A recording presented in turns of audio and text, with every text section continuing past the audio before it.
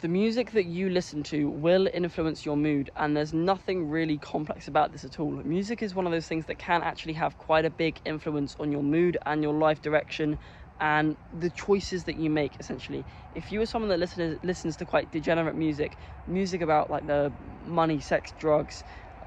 drinking, all that kind of stuff, that's the kind of lifestyle that you are living and you want to live, and that is perfectly fine.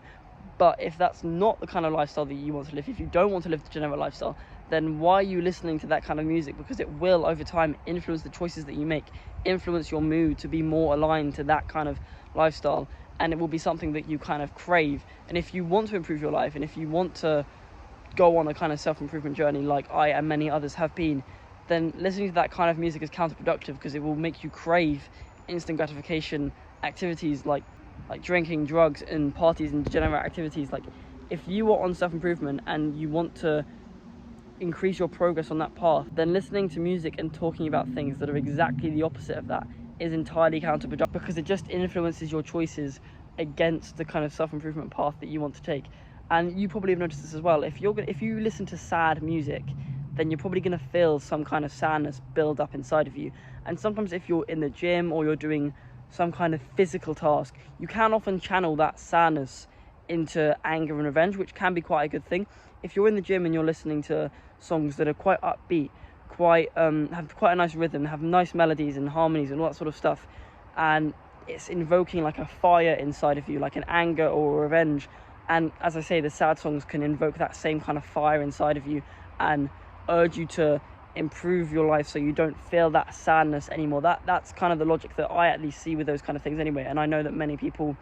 have done those things and it's worked for them when it comes to gym and stuff like that. That can work for the gym and it can increase your progress inside the gym. I've seen things where people who listen to music inside of the gym will make more muscle by getting that kind of last rep in, by having that motivation, than people who don't, who may give up like 2 reps before they actually reach failure and all that sort of stuff. Like, I know when I listen to music, I don't feel that same kind of drive in the gym that I normally would, and maybe that's kind of part of an addiction, but if I'm doing better in the gym with the music than I am without, then it kind of makes sense to use it when possible, because I'm not losing anything. Like, music isn't some kind of evil deity that people on the internet talk about nowadays. Like, they say that, oh yeah, music is degenerate, it's completely bad, quit all of it all, but that's probably because they've only been in that kind of circle of the degenerate music before in their life, and they haven't discovered the other 49 billion songs out there that actually exist that can actually help your self-improvement journey. Like, there's songs out there that are relaxing and purposeful. If you want to feel like you're in a relaxing mood, then listen to songs that are relaxing. They may have lyrics, they may not have lyrics. I've listened to plenty of instrumental songs before and they have been incredibly relaxing. And I know that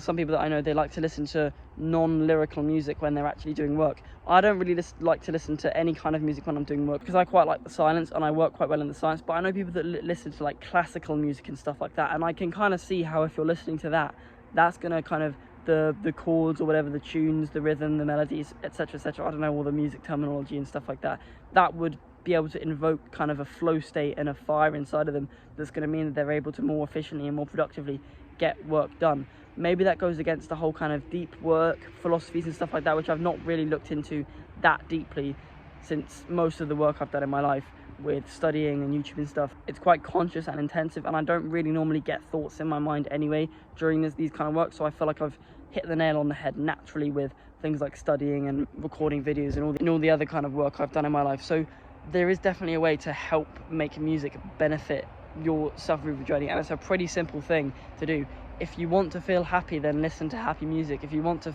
feel an anger and a revenge to get stuff done, go to the gym and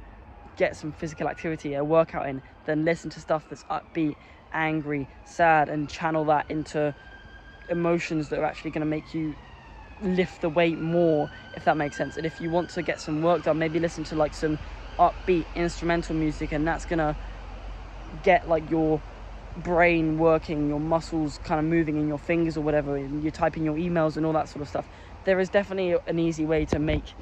music benefit your self-improvement journey, and it's just, don't listen to music that talks about or kind of has an atmosphere around it that's the opposite of what you want to feel. If you want to kind of feel hopeful about life, then don't listen to songs that are completely hopeless and talk about things like depression and shit like that, because that's just not going to help you at all. It's a pretty simple thing to understand, but I just wanted to include a few examples of things that you may have understood and heard of before. It's actually going to make you understand this whole kind of philosophy. But yeah, with that, I recommend subscribing for more content like this, and have a good day.